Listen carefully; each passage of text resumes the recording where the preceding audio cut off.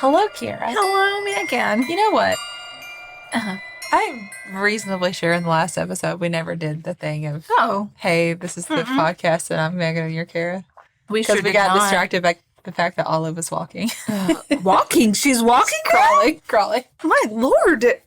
Hey, this is the Witches, Magic, Murder, Mystery Podcast. I'm Kara. I'm Megan. And Olive's not walking yet. It's been a long time since we've forgotten to say that. I know. Like, a long time. But at least you remembered it was Witches, Magic, Murder, Mystery. We are professional podcasters. We're really good at this.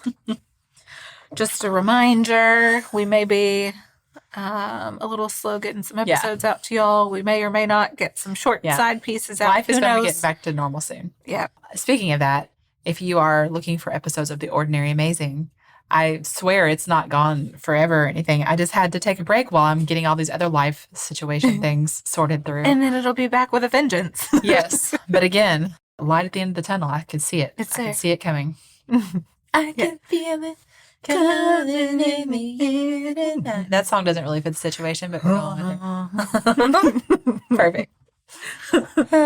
What you got today? Okay, you know how every time I travel to somewhere, I have to do like all their haunted things? Yes. So I looked up Haunted Melbourne, not Australia. Oh. No. Where'd you go? Melbourne Beach, Florida. Oh, fun. Near the Space Center and stuff. Oh, that's right. You sent me pictures. I was like, where is she right now? What is she doing? I knew you went to Disney World and I got confused. You're like, what am I? No, we were going to go watch the SpaceX launch, but it didn't leave until the next day. So we had to go home. Mm-hmm. But anyways, there's several that y'all can look into. And, okay, let me tell you this little story. We were on the beach the first day we get to the beach. We're walking, and the girls and I like to look for shells. We didn't want to get in because it had been storming. And so I was like, we can just stand at the edge, get our feet wet, and we'll look for shells and whatnot. So this lady comes up to us, and she hands Willow this like sifter thing. And she was like, I feel like you all would get more enjoyment out of this than I will. I work here. She was like, I like to look for certain shells and whatnot. And I also like to look for pieces of old wood. And we're like, oh, okay. So then she was like, yeah, that stuff you see right there, that's not rocks. That's an old ship from the 1700s. And I was like, oh, okay. Oh, my Sounds God. good. Yeah. And so then the girls are like, can we please go stand on it? And the lady was like, well, just don't stand on it when it's dark because sharks like to come around it because like fish hide under like in it and stuff. And I was like, it's so close to us right now, though. Oh, great. Goodbye. Great. We're never getting in the water again. But like idiots, the girls and I climbed on top of it. And you could tell that it was wood. It was crazy. So I'm going to tell that story on the pod or the Patreon. Okay. But yeah, 1715. Oh, that's amazing. It's like a ghost ship. Cool. It was out in the ocean and it got washed up. So that's amazing. Yeah.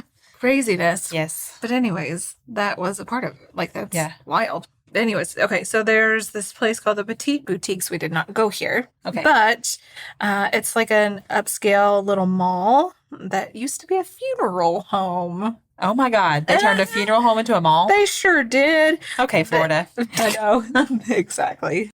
There's some happenings there, and a lot of happenings are around Christmas time or like Christmas decorations or Christmas items for sale. They get moved around, and people said that they have noticed a different feeling or they can feel a presence of someone that's not really there or not visually there. Oh, cool. Mm-hmm.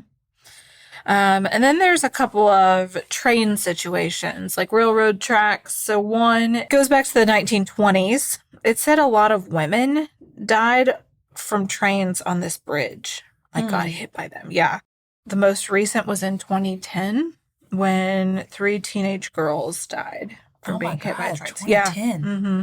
So we're not talking about like super old things. Yeah. And they said that they can't hear or see the trains coming, so they're not aware of it, which is terrifying. And then so people say that they can feel like a negative presence on these train tracks, which is terrifying. Mm-hmm. And they can hear walking, and they say that they like people feel like they're being watched when they're there. It's real creepy. Mm-hmm. And then there's another where they say that this Henry Flagler, he was traveling south on his train. He was standing on the outside, like in the back, looking out, and he had his pocket watch checking the time. Uh-huh. And it slipped out of his hand and fell into the river below. And they said that his ghost still wanders up and down those train tracks looking for his watch. Oh, John. Jeez. Jesus. Okay, so then there's a cemetery. This cemetery has been a part of like several paranormal investigations in Melbourne. Mm-hmm. And they said that they have caught several female voices answering questions. No, thank you. No. I don't like it. No, thank you. Then there's the Sebastian Inlet. And they say that this is supposedly sacred Native American grounds. Okay. And they said that there's been several artifacts that they found there. Lots of people go to this area thinking that it has cleansing properties, and maybe it does. Who knows? Yeah. Who knows? And then, I believe in all that kind of stuff. Okay, we did go to the Kennedy Space Center. I didn't feel any presence of hauntings there, but I mean, it's possible. Mm-hmm. So, What was that? I don't have anything that makes that noise. Do you have anything that makes that noise? nope. Are you sure?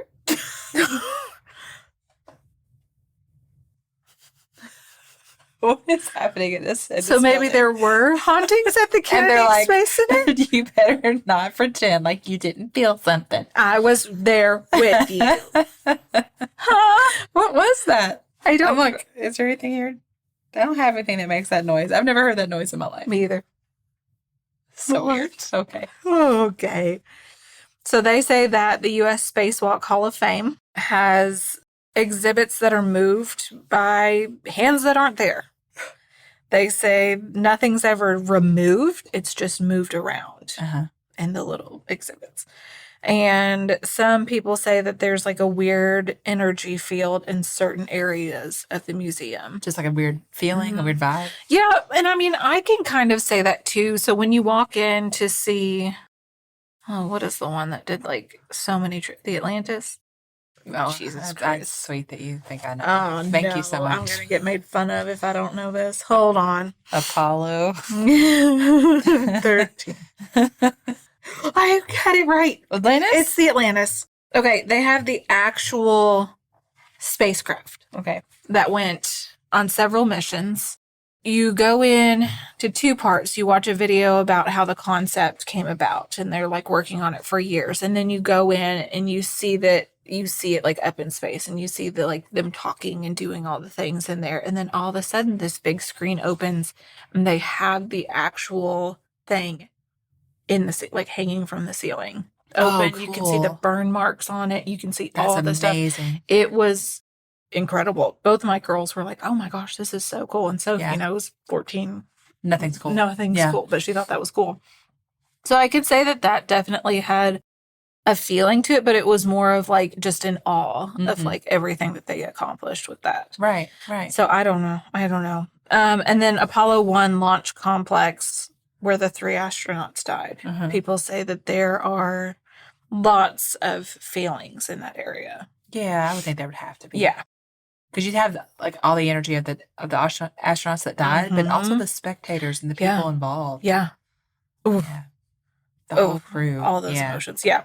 Then there's another Giftique in the Miles building. It's from the 1913 area. They said it was a restaurant and a parlor. And then they had a hotel upstairs. And they said that the Melbourne Times was there. And then they said that Al Capone had played pool there at one point. So they said it just has like all the feelings in this place. And then there's Ashley's Restaurant, which was opened in 1933. At the time, in the 30s, they called it Jack's Tavern. It obviously changed ownership several times throughout then, but an Ethel Allen was murdered in 1934. And Ethel was engaged to the tavern's head chef. So we don't know why Ethel was murdered. Some people say that there was a jealous person that wanted to marry her or a stalker or whatnot. And they said that she haunts the restaurant, but the restaurant likes to say that it's because she likes to make sure that her fiance's work is being carried on. She's making sure that like the food is taken care of and like all the stuff. Yeah, I get that. She's like, listen, this is my man. This is my man, and he made great food, and I'm just making sure. You're not going to mess it up. Yeah, I'm just making sure that you're carrying this on. Yeah, exactly. I love that. So cute.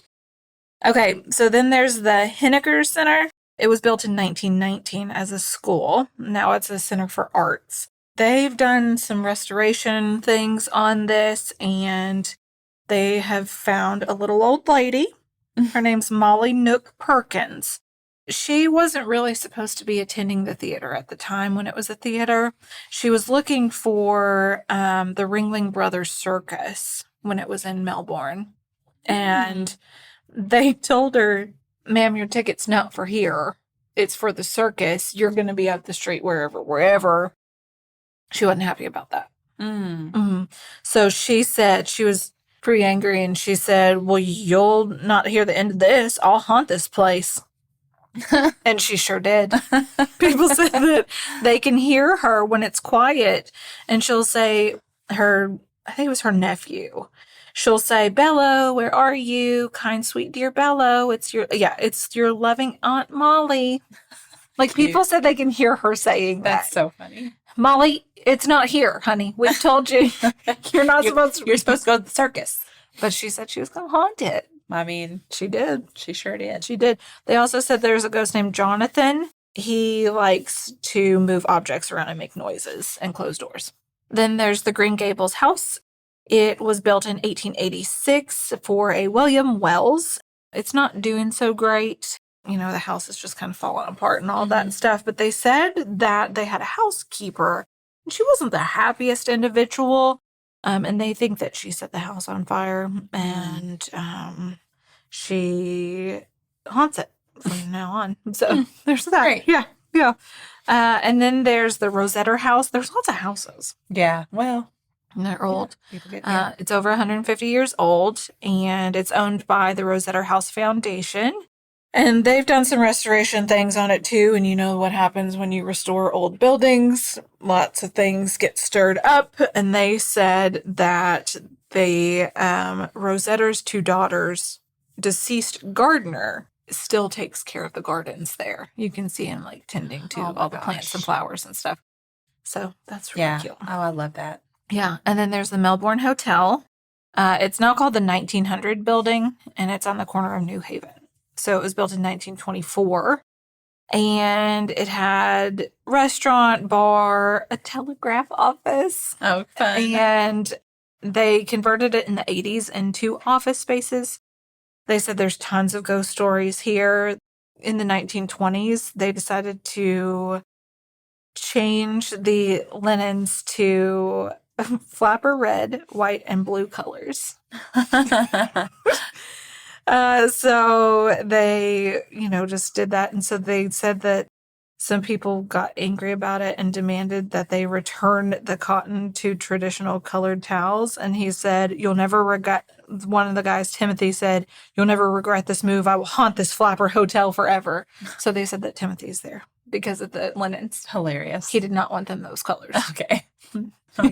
Bring them back to normal. So now he's haunting a hotel because of the color. Sure. Yeah, of course. You do you, bud. And they have only paper towels in all the restrooms to keep him happy. Sure. Again, of course. Yes. There's another graveyard, the Georgiana Graveyard. It is on a historic piece of land. And they said people see apparitions, and they hear voices, and they see glowing orbs. And then there's the Strawberry Mansion. It was built in the early 1900s. They said that it's haunted by the mother of a drunk, angry diner over a dessert. All of these people are haunting these places over the pettiest. Right, things. yeah. It's like very, Yes. Listen, I get angry about my desserts too. Yeah. It was strawberry shortcake. They complained that it was nothing like Mama made at home. And so that person's mom came back. And the owner said, well, that's why your mother doesn't work here. And so the mom's like, well, I will be here for eternity. Exactly. So then they went and told their mom, they said, I'm going to tell my sweet mother and she will forever haunt this building. Okay. Here we are haunting the building. Okay, listen. All these people need to quit like condemning their loved ones to haunting. I know. Okay, then there's the Coco Village Playhouse. There's a handyman named Joe who likes to make noises and close and open doors and all that fun stuff. Joe also likes to like wander around and make people feel like they're being followed. That's the kind of ghost I would be too. Yeah, exactly. Just messing with people. Yeah. There's the Pritchard house. There's lights that turn on and off. And then there's a grandfather clock that makes noises even though it's not working in working order anymore. Ooh, yeah. I like that. Yeah. And they think that it's because of a Lola Pauline Pritchard who hated visitors. So she's like, how do I scare you? How do I annoy you enough to make you want to leave? Yes. And then there's the Emma Parrish Theater. They move objects all the time. And they said that there's certain like cold spots and like funky smells. Okay. Yeah. And then the State Road 520. They said that there are ghost cars that are often seen on this stretch of road. Ghost cars. Okay. So I don't know if there's just some sort of like time warp there or what's happening, but ghost cars. You never know. No. Wow. Who knows? Well, that's a lot. Oh, how big of a place is Melbourne? It's not that big. It's a lot of ghosts for a small place. It is. They're all I've never even heard of it. No, I hadn't either. I was like, where are we staying? There's some nicer parts and there's some not so nice parts, but you get that with any beach area. Of course, yeah. Well, I mean, you get that with any area, Right. but when you're a tourist and you're not from that area, you're like, oh, where are we headed into Right. to get to wherever we're going?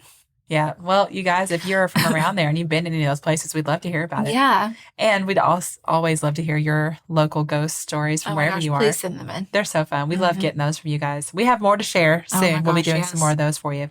Okay. Well, thank you so much for listening. Yeah. I almost said you're welcome. Well, and thank you for sharing those. We love you all so much. Goodbye. Goodbye.